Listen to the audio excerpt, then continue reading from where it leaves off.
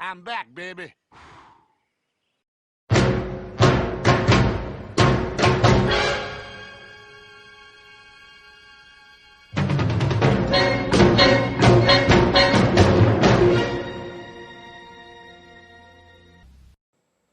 Ever since the new Fantastic Four film went into production, there have been varying opinions about both being incredibly positive and negative.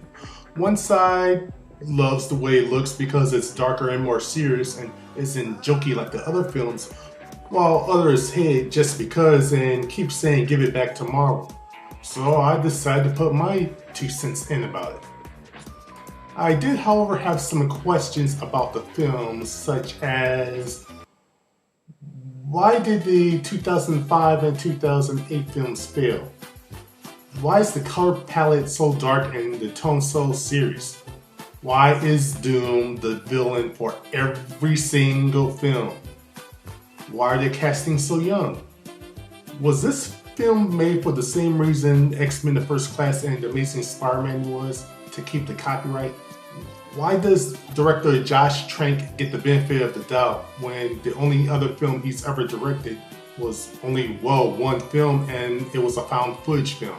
And also, finally, why didn't the studio immediately address the misconceptions about the films instead of having just the cast do it? Well, let's take them one at a time. 1. I don't believe the reason the previous films failed was because of the light tone. The reason they failed was, 1, miscasting.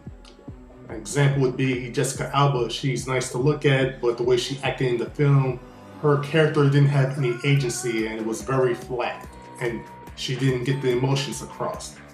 Part of this was because of the script, and the rest had to do with the lack of her acting ability.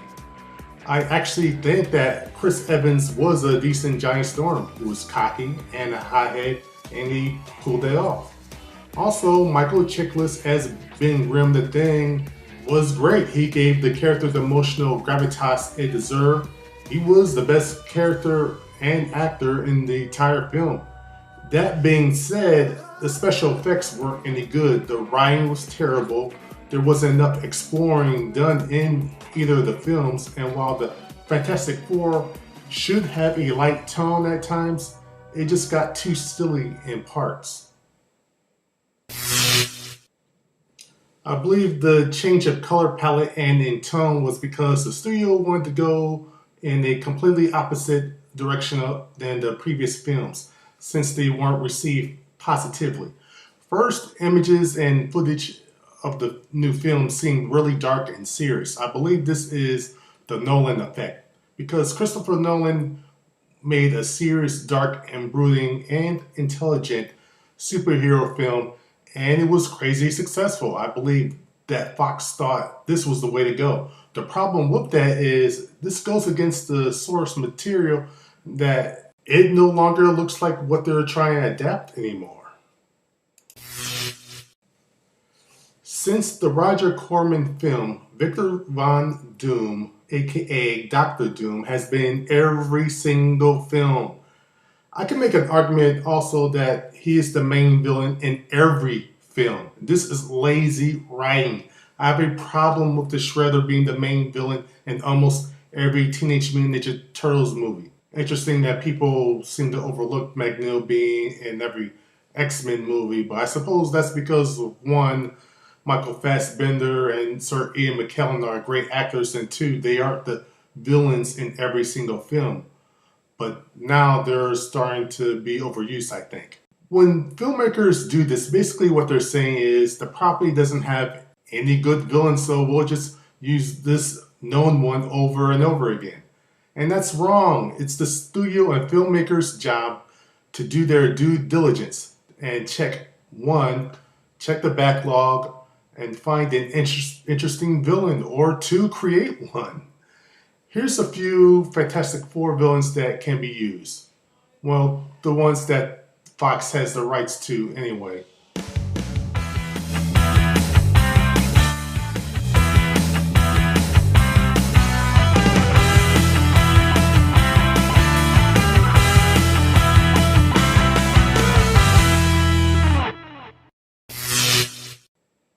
As far as the cast being young, initially I had an issue with it, but I understand the purpose of it, so that the cast can stay young and realistically stay in their prime age longer and do more films. It is interesting though that this is an origin film, and the general public has said in the past that they hate origin films. Heck, in 2014, Marvel Studios have said that they're done with doing origin films. So films like Black Panther, Captain Marvel, and Doctor Strange, those won't be origin films. It's going to be really interesting to see if people will complain about this being an origin film, however.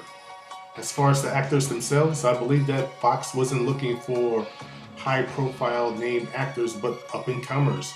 The one actor that I've seen the most of is Michael B. Jordan, and from what I've seen from him, he's given some great performances, so hopefully he'll be able to give more depth to the character of Johnny Storm. I just hope they don't lose Johnny Storm's sense of humor though. Since the last Fantastic Four film, 20th Century Fox has been trying to reboot the franchise. This became more urgent when Marvel created Marvel Studios and released Iron Man. Once that became a hit, they realized that if they didn't do anything with the property, they would lose the copyright. Because despite the public not liking the previous two Fantastic Four films, they did make money. Fortunately for them, unlike X-Men and Spider-Man, which had a 5-year window in order to keep the copyright, Fantastic Four had a 7-year window. And just like those last two properties that I just spoke of, they were just able to film something under the deadline, and now they still have the copyright. So yes, as with First Class and The Amazing Spider-Man, this film was made for a major part to keep the copyright.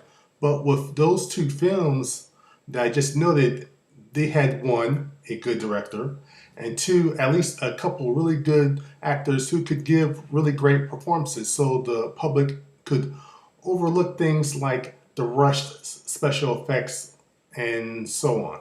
And you know, maybe that will be the case here too as well, but I never feel easy when one of the main reasons a film was made was to keep the copyright. And I'm looking at you, Roger Corman. Look, I understand that people really love Chronicle, but it's only one film.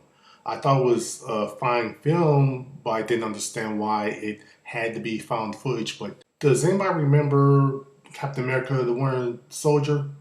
Before it came out, people were really down on the Russo brothers because they only had done one film. And there was a lot of public self-doubt. But with Josh Trank, they seem to give him the benefit of the doubt. This will be only his second film and his first conventional one. So we probably should take a wait and see approach before thinking that this is either going to be a really good film or be a really bad film. Once the film was announced and was in production, a lot of information was being circulated.